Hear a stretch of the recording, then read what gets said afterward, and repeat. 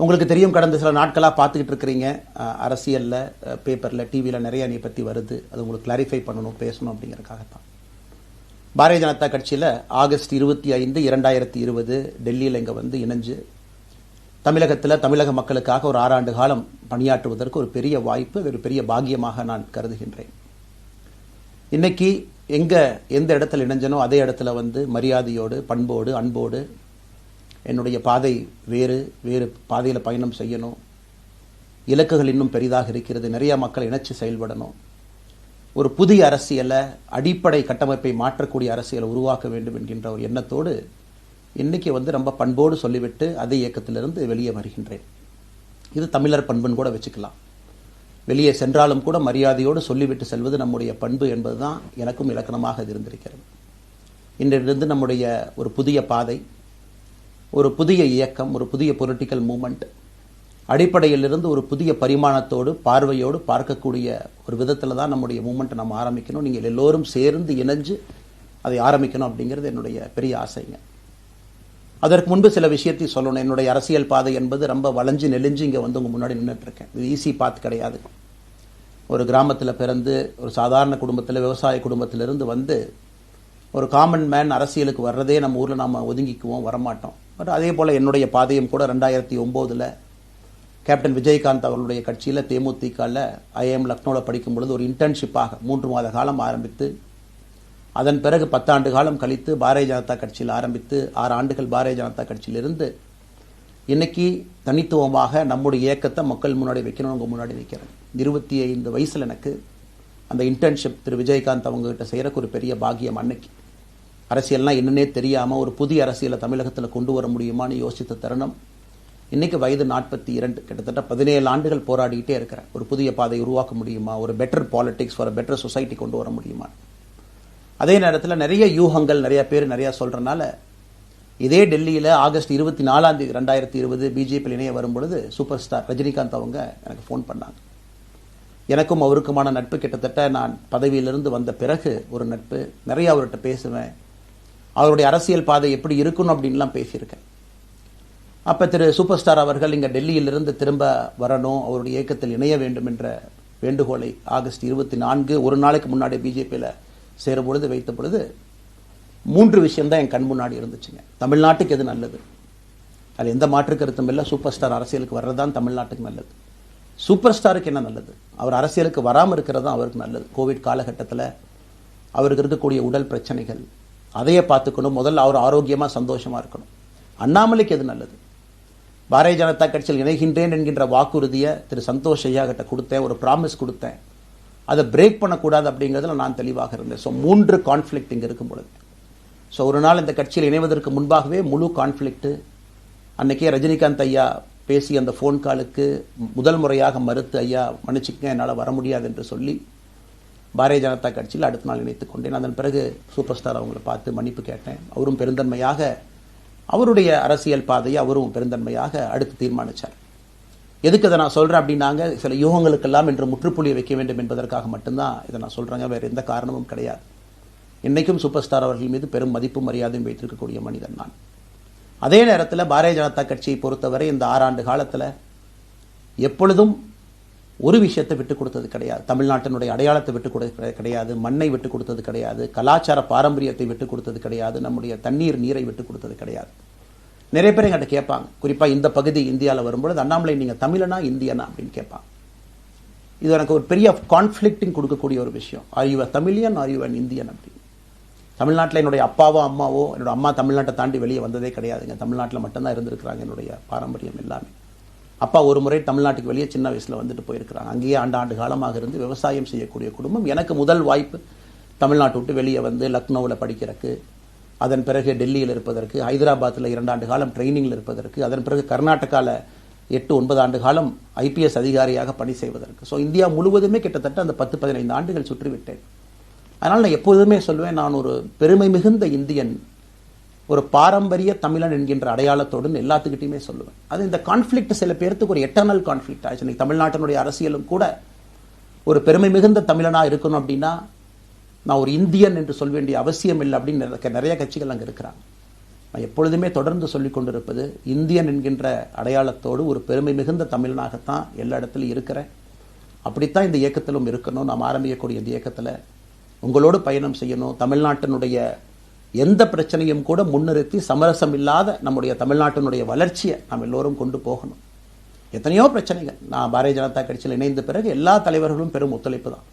இருந்தும் தனியாக போகணும், உள்ளாட்சி தேர்தலில் தனியாக போகணும், தமிழ்நாட்டினுடைய அடையாளத்தோடு பாரதிய ஜனதா கட்சி இருக்கணும். தமிழ்நாட்டினுடைய அடையாளம் மிக முக்கியம் என்பதற்காகத்தான் அன்னைக்கு தலைவர் திரு ஜே.பி. நட்டா அவர்கள் நிறைய பேர்த்துக்கிட்ட பேசி நாம உள்ளாட்சி தேர்தல் தனியாக போகணும், அதே போல தான் லோக்சபா தனியாக போகணும். ஏதோ தனிப்பட்ட முறையில் எனக்கும் இன்னொரு கட்சிக்கும் பிரச்சனை இல்லைங்க. பாரதிய ஜனதா கட்சி ஒரு தமிழர் அடையாளத்தோடு களத்தில் இருந்தால் மட்டும்தான் அது தமிழர் நலத்தை முன்னிறுத்தக்கூடிய கட்சியாக இந்திய அடையாளத்தோடு இருக்க முடியும் என்கின்ற ஒற்றை நம்பிக்கை மட்டும்தான். டங்ஸ்டன் பிரச்சனையாக இருக்கட்டும், அதை கத்தி கூச்சல் போடாம அதை பொறுமையாக ஒரு இடத்திற்கும் சென்று நம்முடைய கட்சி அதை நம்ம சரி செஞ்சு கொடுத்தோம். மீத்தேன் ஹைட்ரோ கார்பன் திட்டமாக இருக்கட்டும், நிலக்கரி சுரங்கம் திட்டமாக இருக்கட்டும், எதாக இருந்தாலும் கூட, ஏன் மேகதாத்து அணையில் இன்னைக்கு கர்நாடகாவில் எப்படி டி.கே. சிவகுமார் அவர்கள் சொல்றாங்களோ அன்னைக்கு நாங்கள் அணை கட்டியே தீர்வோம் என்று சொன்ன பொழுது தமிழ்நாட்டினுடைய பாரதிய ஜனதா கட்சி கர்நாடகாவில் ஆட்சியில் இருந்த நம்முடைய பாரதிய ஜனதா கட்சியை அன்னைக்கு எதிர்த்து நாம உண்ணாவிரதம் தஞ்சாவூரில் இருந்தோம். எப்பொழுதும் எந்த உரிமையும் விட்டுக் கொடுக்கல. அதே நேரத்தில் அந்த கான்ஃபிளிக்டை பொறுத்த வரைக்கும் கத்தி கூச்சல் போட வேண்டும் என்கின்ற அவசியம் இல்லை. பொறுமையாக பாந்தவியமா பேசி நம்ம உரிமையை விட்டுக் கொடுக்காம செயலாற்ற முடியும் என்பதை ஒரு நாளும் கூட எனக்கு கிடைத்த பொறுப்புகளில் உங்களுக்கு நான் அதை காட்டிக்கிட்டே தான் வந்திருக்கேன். அதனால் இன்னைக்கு திரு மோடி ஐயா அவர்கள் மீது மிகப்பெரிய ஒரு மரியாதை வைத்திருக்கக்கூடிய மனிதன், நாட்டினுடைய பிரதமர், இந்த நாட்டை பாதுகாத்து கொண்டிருக்கக்கூடிய மனிதர். ஆனால் ஒரு லெவல் வரும் பொழுதுங்க, இந்த சின்ன சின்ன பிரச்சனைகள் அப்படியே சேர்ந்து வரும் பொழுது தொடர்ந்து நாமும் அவர்களுக்கு பிரச்சனையாக இருக்கக்கூடாது. ஒரு பிரச்சனையை எடுத்துட்டு போய் இங்கே பாருங்க இந்த பிரச்சனை, இந்த பாருங்க இந்த பிரச்சனை, இந்த பாருங்க அந்த பிரச்சனை, ஒரு அளவுக்கு தாங்க நம்ம சொல்ல முடியும். அதனால தான் பொறுமையாக பாரதிய ஜனதா கட்சியினுடைய முக்கிய தலைவர்களை பார்த்து மிக பொறுமையாக, இது இன்னைக்கு கான்வர்சேஷன் 3 நாளாக நடக்கலைங்க. இதை கிட்டத்தட்ட நான் 1 ஆண்டு காலமாக பாரதிய ஜனதா கட்சியினுடைய தலைவர்கள்ட்ட சொல்றேன். 18 மாதங்களாக எனக்கு இருக்கக்கூடிய கருத்து வேறுபாடுகளை மிக பொறுமையாக, வெளியில கத்தி கூச்சல் போடாம மிக பொறுமையாக 18 மாதங்களாக எல்லா இடத்துலையும் சொல்லிக்கிட்டே வர்றேன். டிசம்பர் 4ஆம் தேதி பாரதிய ஜனதா கட்சிக்கு சொன்னேன், நான் கட்சியிலிருந்து வெளியே செல்ல இருக்கின்றேன், இன்னைக்கே உங்களை நான் தயார்படுத்த விரும்புகிறேன், அதனால் நீங்கள் நாளைக்கு நான் எடுத்தோம் கவுத்தம் ஒரு முடிவெடுப்பதாக நீங்கள் நினைக்கக்கூடாது. டிசம்பர் 4, 2024 25 பாரதிய ஜனதா கட்சிக்கு சொல்லியிருந்தேன். தேர்தல் பணியை முடித்துவிட்டு செல்ல வேண்டும் என்று சொல்லியிருந்தார்கள். அதுவும் இந்த கட்சியினுடைய ஒரு உண்மை தொண்டனாக கட்சி சொல்லியிருக்கிறாங்க, தேர்தல் பணியை முடித்துவிட்டு மே கடைசி வரை நம்முடைய பணியை செய்துவிட்டு தான் வெளியே வரணும் அப்படின்னு. அடுத்து நாம் என்ன செய்ய போறோங்க? அடுத்து நாம் இதெல்லாம் பேசிட்டோம், பழச பேசிட்டோங்க, இருந்ததை பேசிட்டோம். அடுத்து ஆனந்தமாக அன்போடு தமிழ்நாட்டில் ஒரு அரசியல் இயக்கத்தை நாம் துவங்க இருக்கின்றோம். இது அரசியல் இயக்கமா, கட்சி இல்லையா அப்படின்னு நீங்க யாரும் கேட்கவே வேண்டாம். கண்டிப்பாக தமிழகத்தில் அடுத்து நடக்கக்கூடிய தமிழகத்தினுடைய பொது தேர்தலில் நம்முடைய கட்சி போட்டியிடும், அதில் எந்த மாற்று கருத்தும் இல்லை. அதற்கு நம்ம தயார் பண்ணணும், நிறைய லீடர்ஸை தயார் பண்ணணும், நிறைய கேடர்ஸை, வாலண்டியர்ஸை தயார் பண்ணணும், உத்வேகத்தோடு தயார் பண்ணணும், அவங்களுக்கு அந்த ஸ்கில் செட்டை நம்ம உருவாக்கி கொடுக்கணும். அதற்கு கொஞ்சம் நேரம் ஆகும். நாம் அது ஒரு இயக்கமாக ஆரம்பித்து நிறைய மனிதர்களை உள்ளே கொண்டு வந்து அவர்களுக்கு சில இடத்துல அரசியலை சொல்லிக் கொடுத்து எல்லா தரப்பட்ட மனிதர்களையும் உள்ளே கொண்டு வந்து, ஏன்னா பாரதிய ஜனதா கட்சியினுடைய தலைவராக பொறுப்பேற்ற பிறகு நான் முதல்ல போய் ஆசீர்வாதம் யார்கிட்ட வாங்கினாங்க, சமீபத்தில் மறைந்த நல்ல கண்ணையாகிட்ட தான். இன்னைக்கு மண் சார்ந்த அரசியலை முன்னெடுக்கணும், நல்ல மனிதர்களுடைய கொள்கைகள் உள்ள கொண்டு வரணும், எல்லா மனிதர்களையும் உள்ளடக்கிய அரசியலை நாம் முன்னிறுத்தணும். டெக்னோக்ராட்ஸ் பெருமளவில் நமக்குள்ள வரணும், பெருமளவில் நமக்குள்ள டெக்னோக்ராட்ஸ் வரணும். இன்னைக்கு அமெரிக்கா போகிறோம், யூரோப் போகிறாங்க, போய் நமக்கே எவ்வளோ பெருமையாக இருக்குது. ஒரு மிகப்பெரிய நிறுவனம் நிவிடியா எடுத்துக்கங்க, மைக்ரான் எடுத்துக்கங்க, சாம்சங் எடுத்துக்கங்க, இன்டெல் எடுத்துக்கங்க, அங்கே இருக்கக்கூடிய இன்ஸ்டாகிராம், ஃபேஸ்புக், கூகுள், ஆல்பபெட் பார்க்கும் பொழுது வைஸ் பிரசிடென்ட் பார்த்தீங்கன்னா ஒரு தமிழன் அங்கே உட்கார்ந்துருக்கிறான். இந்தியன் என்கின்ற அடையாளத்தோடு அங்கே ஒரு தமிழன் அமர்ந்திருக்கின்றார். என்னுடைய கனவு உங்கள் பல பேர்த்த போல அவர்களெல்லாம் திரும்ப இங்கே வந்து அரசியலில் ஏதோ ஒரு விதத்தில் கான்ட்ரிபியூட் பண்ணுறதுக்கு நம்முடைய இயக்கமும் நம்முடைய வருகின்ற காலத்தில் நம்ம ஆரம்பிக்கக்கூடிய கட்சியும் அதற்கு உறுதுணையாக இருக்கணும். அத்தனை டேலண்ட்டை ரிஃபைன் பண்ணி நம்ம கொண்டு வரும். தமிழ்நாட்டினுடைய வளர்ச்சிக்கு எல்லோரையும் நம்ம பயன்படுத்தணும். இதில் எங்கேயுமே கூட நான் பெரிது நீன் பெரிது என்று இருப்பதை விட ஒரு வளர்ந்த பாரதம், இந்தியா உலகத்தில் மிக முக்கியமான இடத்துல அந்த பாரதம் வந்து அமரும் பொழுது முதன்மை மாநிலமாக தமிழகத்தை கொண்டு வந்து நிறுத்த வேண்டிய பொறுப்பு நமக்கு இருக்கு. அதற்கு நம்முடைய பொலிட்டிக்கல் கிராமர், பொலிட்டிக்கல் லாங்குவேஜ் எல்லாமே நம்ம மாற்றணும். நம்ம பேசக்கூடிய விஷயம். அடுத்து இன்னொன்று கேட்குறாங்க, நான் கமெண்ட் வர அப்படியே நான் பேச ஆரம்பிக்கிறேன். தமிழ்நாட்டில் இன்னைக்கு ஒரு அரசியல் கட்சி வேணுமான்னு கேட்டிங்கன்னா கண்டிப்பாக வேணும், அதில் எந்த மாற்று கருத்தும் இல்லை. காரணம், ஒரு கடைக்கு போய் நாம் ஒரு டூத் பேஸ்ட்டோ ஒரு அரிசியோ ஒரு பருப்போ வாங்கினா கூட 10 கடை ஏறி இறங்கி எங்கள் அம்மா அதெல்லாம் பார்த்து விலையை பார்த்து தரத்தை பார்த்து பொருளை பார்த்து அத்தனை முறை வாங்கித்தான் பார்ப்பேன். ஏன்னா அது நம்ம உடம்புக்குள்ளே போகிற விஷயம். ஆனால் அரசியல் கட்சி இன்னைக்கு எத்தனையோ கட்சிகள் இருந்தாலும் கூட என்னுடைய நம்பிக்கை, நம்முடைய நம்பிக்கை, வருகின்ற காலத்தில் நம்முடைய அரசியல் இயக்கம் கட்சியாக மாறும் பொழுது மக்கள் அந்த தரத்தை பிரித்து பார்ப்பார்கள். தலைவர்கள் எப்படிப்பட்டவர்கள்? நாம எல்லோருமே காமன் மேன் பொலிட்டீஷியன்ஸ். பக்கத்து வீட்டுக்காரங்க மாதிரி தான் மக்கள் நம்மளை பார்க்க போறாங்க. தூரத்திலிருந்து நாம் கை காட்ட போவது கிடையாது. ஏன்னா நாம் யாரும் அப்படிப்பட்ட குடும்பத்திலிருந்து வரவில்லை, அப்படிப்பட்ட வளர்ப்பு நமக்கு இல்லை, நாம் யாரும் அப்படி இல்லை, தமிழனுடைய கலாச்சாரமும் பண்பாடும் இல்லை. அதெல்லாம் கூட நம்முடைய அரசியல்ல முதல் நாள்ல இருந்து கல்ட் பாலிடிக்ஸ்ல இருந்து நம்ம வெளியே வரணும். அரசியல் மாற்றம்னு சொல்றாங்க, ஆனால் அதே கல்ட் பாலிடிக்ஸ். நாம அதில் இருக்க போறது இல்லை. கல்ட் பாலிடிக்ஸ்ல இருந்து வெளியே. அண்ணாமலை என்ன பிறந்த நாளா 10 பேர் கொண்டாடணுமா? அதனால தான் நம்ம பிறந்த நாள் அன்னைக்கு எதுவுமே நம்ம செய்யல. என்னுடைய பிறந்தநாள் என்பது உங்கள் பிறந்தநாளை போல ஒரு நாள். நான் அரசியல் வருவதை என் பிறந்தநாளை எப்பவுமே கொண்டாடினது கிடையாது. அரசியல் வந்ததுக்காக சில பேர் போஸ்ட் அடிச்சு ஒட்டுறான். அந்த கலாச்சாரத்தையும் உடைக்க வேண்டும் என்பதற்காகத்தான் நேற்று நாம் எதுவுமே பேசலைங்க, இன்னைக்கு நம்ம பேசுறோம். இந்த கல்ட் பாலிடிக்ஸ்ல இருந்து வெளியே வரணும். ஒரு காமன் மேன் பாலிடிக்ஸை முன்னிறுத்தணும். சமரசம் இல்லாத கொள்கை இருக்கக்கூடிய இயக்கமாக அது கட்சியாக முன்னாடி வரணும். அவ்வளவு குவாலிட்டியான லீடர்ஸை நம்ம பில்ட் பண்ணணும். ஒரு முதலமைச்சர் தமிழகத்தை மாற்ற முடியுமான்னு கேட்டீங்கன்னா கண்டிப்பா முடியாது. முதலமைச்சர் இருக்கக்கூடிய 35 கேபினெட் அமைச்சர்கள் மாற்ற முடியுமான்னு கேட்டால் கண்டிப்பா முடியாது. 234 சட்டமன்ற உறுப்பினர்கள் மாற்ற முடியுமான்னு கேட்டால் முடியாது. 39 பாராளுமன்ற உறுப்பினர்கள் மாற்ற முடியுமான்னு கேட்டீங்கன்னா முடியாதுங்க. அவர்களோடு உள்ளாட்சி பிரதிநிதிகளாக இருக்கக்கூடிய கிட்டத்தட்ட 30,000க்கும் மேற்பட்ட பிரதிநிதிகள், பஞ்சாயத்து தலைவரிலிருந்து ஆரம்பித்து கவுன்சிலரிலிருந்து ஒரு கார்பரேஷன் கவுன்சிலரிலிருந்து மேயரிலிருந்து, நம்முடைய நோக்கம் எல்லா இடத்துலையும் கிளீன் பாலிடிக்ஸ் கொண்டு வரும், எல்லா இடத்துலையும் கிளீன் கவர்னன்ஸ் கொண்டு வரும், எல்லா இடத்துலையும் ஹானஸ்ட், எஃபிஷியன்ட், கேபபிள், வேலையை செய்து முடிக்கக்கூடிய திறன் படைத்த தலைவர்கள் அங்கே கொண்டு வந்து வைக்கணும். அதே நேரத்தில் பாலிடிக்ஸ் என்பது ஒரு ஃபேமிலிக்கு மட்டுமல்ல, தொடர்ந்து நாம மட்டும் இருப்போம் அப்படி இல்லைங்க. நம்ம இயக்கம் கட்சியாக மாறும் பொழுது உங்கள்கிட்டலாம் பேசி நம்ம டேர்ம் லிமிட் கொண்டு வரோம். நாம் ஒரு வித்தியாசமான கட்சினா எல்லோருக்கும் வாய்ப்பு கொடுக்கணும். 140 கோடி மக்கள் வசிக்கக்கூடிய அந்த நாட்டில், தமிழகத்தில் கிட்டத்தட்ட 8 கோடி பேர்த்துக்கு நாம் இருக்கோம். 5.5 கோடிக்கு மேற்பட்ட வாக்காளர்கள் இருக்கும் பொழுது எல்லோரையும் அரசியலுக்கு வாய்ப்பு கொடுக்கணும். டேர்ம் லிமிட் கொண்டு வரணும். எத்தனை முறை எம்எல்ஏவாக இருக்கணும், எத்தனை முறை எம்பியா இருக்கணும், எல்லோருக்கும் அது பொருந்தும், எனக்கும் அது உட்பட. The permanent leaders, permanent MLAs, permanent ministers, permanent MPs, அதை நம்ம உடைக்க போறோம். அதில் எந்த மாற்று கருத்தும் இல்லை. அது என்னை ஆரம்பித்து முதல் மனிதனாக இந்த இயக்கத்தில் இணைத்துக் கொண்டிருக்கக்கூடிய என்னை, ஒரு சாதாரண ஒரு மனிதராக என்னை ஏற்றுக் கொண்டிருக்கக்கூடிய ஒரு காமன் மேன் என்னை ஆரம்பித்து எல்லோருக்கும் இது பொருந்தும். இதை நாம இந்த இயக்கம் கட்சியாக மாறுகின்ற முதல் நாள்ல நம்ம சொல்ல போறோம். No chair is permanent for anybody. அதில் நம்ம ரொம்ப தெளிவாக இருக்கின்றோம். புதியவர்கள் வரணும், வந்துகிட்டே இருக்கணும்.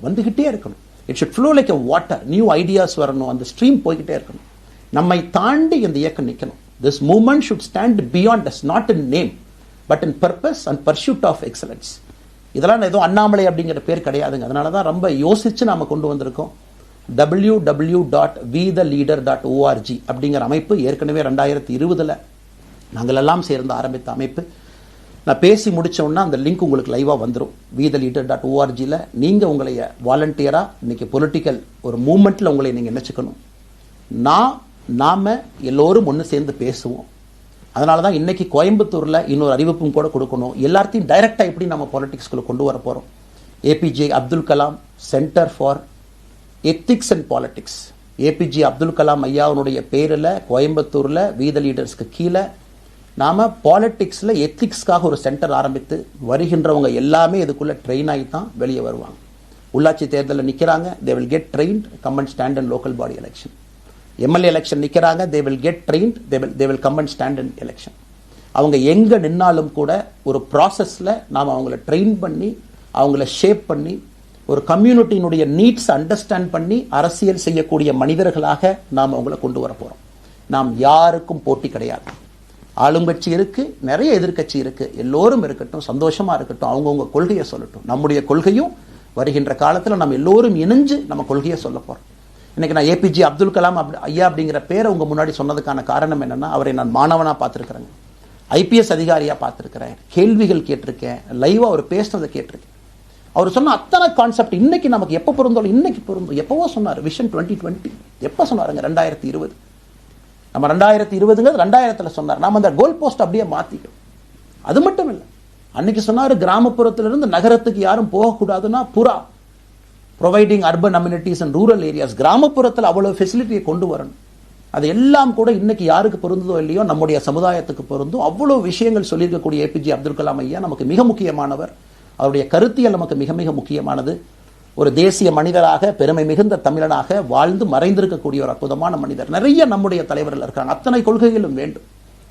ஒரு ஐடியாலஜி பார்த்தீங்கன்னா ரைசஸ் அண்ட் ஃபால்ஸ். எந்த ஐடியாலஜியும் பெர்மனன்ட் நான் பிடிச்சிருப்பேன். கம்யூனிசம் 100 ஆண்டுகளுக்கு முன்பு எப்படி இருந்த ideology, for right movements, for left movement, centrist movement, liberal movement, ஒரு அரசியல் சரித்திரத்தை பார்க்கும் பொழுது அந்த ஐடியாலஜி தன்னைத்தானே மாற்றிக்கொள்ளவில்லை என்றால், அடுத்த தலைமுறைக்கு தேவையான வசதியை செய்து கொடுக்கவில்லை என்றால், அது எந்த ஐடியாலஜியாக இருந்தாலும் அது அழியும் என்பதுதான் காலத்தினுடைய கட்டாயம். நம்ம பார்த்துக்கிட்டு இருக்கோம்.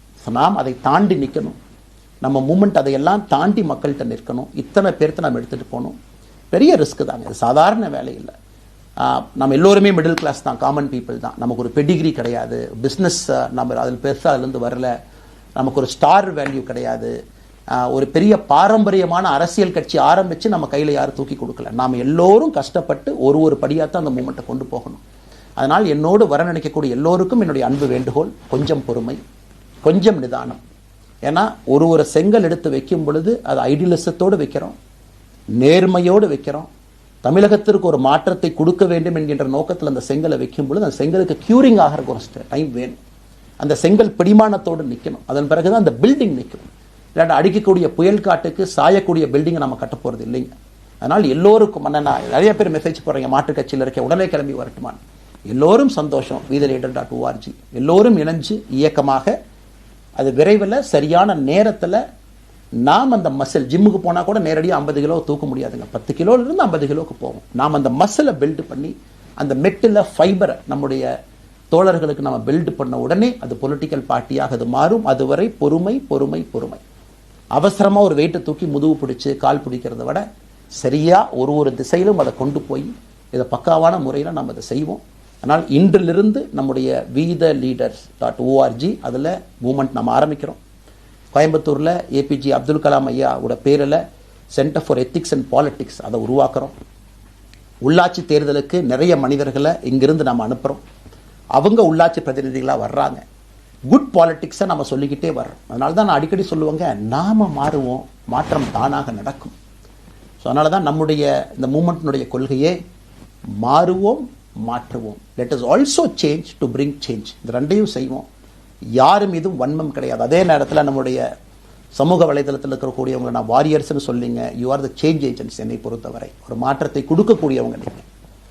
சண்டை களத்தில் சண்டை போடுறது நம்ம வேலை இல்லைங்க, மாற்றத்தை கொடுக்கக்கூடியது நம்முடைய வேலை. கடந்து வந்த பாதையை திரும்பி பார்க்கும் பொழுது கொஞ்சம் சந்தோஷத்தோடு, அதே நேரத்தில் யாரெல்லாம் கைப்பிடிச்சு இவ்வளோ தூரம் கூட்டிகிட்டு வந்தாங்களோ அவர்களுக்கு நன்றி உணர்வோடு, நம்ம முன்னாடி செல்லக்கூடிய பாதை இதுவரை வந்த பாதையிலிருந்து கொஞ்சம் மாறுபட்டு இருந்தாலும் நம்முடைய அனுபவத்தை வைத்து அதற்காக யாரையும் திட்டி தீர்க்கணும்னு அவசியம் இல்லை. சமூக வலைதளத்தில் நாம் ரொம்ப ரெஸ்பான்சிபிளாக இருப்போம். தமிழ்நாட்டில் இன்றைக்கி இருக்கக்கூடிய பிரச்சனை, என்ன கமெண்ட் வேணாலும் யார் வேணாலும் போடலாம், பேசலாம், மைக்கே முன்னாடி இருக்குது, நான் பேசிட்டு போயிடுவேன்னு நினைக்கிறீங்க. பாதிக்கப்படுறவங்க பின்னாடி ஒரு குடும்பம் இருக்குது, குட்டி இருக்குது, குழந்தை இருக்குது, அவங்களுக்கும் ஒரு தனி அடையாளம் இருக்குது. அது என் சைட்லேருந்து தெரியாமல் ஏதாவது தவறு நடந்திருந்தாலும் கூட, என்னை ஆதரித்து செய்பவர்கள் ஏதாவது தவறு செய்திருந்தாலும் கூட அதற்காக இந்த நேரத்தில் நான் மன்னிப்பும் கேட்டுக்கிறேன். இப்போ இருந்து நம்முடைய பாதை, முன்னாடி செல்லக்கூடிய பாதை என்பது மக்களுக்கான பாதை, ஒரு பாசிட்டிவான பாத். காமன் மேன் பாலிட்டிக்ஸை நம்ம பில்ட் பண்ணுறோம், ஃபவுண்டேஷனோடு மேலே வரப்போகிறோம். தமிழ்நாட்டை எல்லா இடத்திலும் கூட கீழிருந்து மேலே வரை அந்த மாற்றத்தை கொண்டு வர போகிறோம். அதனால தான் நான் இன்ஸ்டாகிராம் லைவ்ல வந்தேன். ஒரு புதிய தலைமுறையை நம்ம அரசியலுக்குள்ள கொண்டு வரணும். அவங்களை ஒதுக்கி வைக்க முடியாது. ஏன் அப்படி ஓட்டு போடுறாங்க, ஏன் அப்படி ஓட்டு போடுறாங்க கேட்க முடியாது. They are hungry for change. மாற்றம் வேண்டும் என்று துடித்துக் கொண்டிருக்கின்றார்கள். உடனே நடக்கணும். யூரோப்பியன் கண்ட்ரி போறாங்க, டூர் பார்க்குறாங்க, சோஷியல் மீடியா பார்க்குறாங்க. தமிழ்நாட்டில் ஏன் நாளைக்கு காலையில் நடக்கலைங்க? அதே நேரத்தில் நம்முடைய பெரியவர்கள் எத்தனையோ பேர் நான் பார்க்குறேன். வயசான நம்முடைய பெரியவர்கள் நடந்து போகிறதுக்கு கூட இன்னைக்கு ஒரு பார்க் நமக்கு கிடையாது. சாயந்தரம் ஆனந்தமா இத்தனை காலமாக உழைத்து விட்டு வீட்டில் இருக்கிறாங்க. ஓய்வெடுக்கக்கூடிய நேரத்தில் கூட ஒரு கிரீன் ஸ்பேஸ் அர்பன் ஏரியாவில் கிடையாது, ரூரல் ஏரியாவில் கிடையாது. இத்தனை 60 ஆண்டு காலம் இந்த நாட்டில் வாழ்ந்தும் கூட கடைசி 20 ஆண்டுகள் நிம்மதியாக இருப்பதற்கான கட்டமைப்பை நம்ம உருவாக்கல. ஸோ எல்லாத்தையும் நம்ம யோசிக்கணும். ஒரு பக்கம் ஜென்சி, ஜென் ஆல்ஃபா யூத் இருக்காங்க, அந்த வேகத்துக்கு தீனி போடணும். இன்னொரு பக்கம் வயதான பெரியவர்கள், முதிர்ச்சி அடைந்தவர்கள், பக்குவப்பட்டவர்கள் இருக்கிறாங்க. அவங்களுடைய கடைசி காலத்தை பக்குவமாக வாழ்வதற்கான வசதியை நாம் ஏற்படுத்தி கொடுக்கணும். அதனால் ரொம்ப நேரம் நான் பேசிக்கிட்டே போலிங்க. அதனால் நிச்சயமாக வருகின்ற காலத்தில் நிறைய பேசுவோம், நிறைய விஷயங்களை நாம் பேசுவோம், நிறைய விஷயங்களை பகிர்ந்து கொள்வோம். அதனால் நிச்சயமாக நமக்கு நல்லது நடக்கும். இன்னொரு கேள்வி கேட்டிருக்கீங்க. ஏன்னா நான் பேச பேச அது அப்படியே மேலே வந்துட்டு இருக்கேன். எனக்கு இது புதுசுங்க, அப்படியே நானும் மேனேஜ் பண்ணி பேசிகிட்டு இருக்கேன்.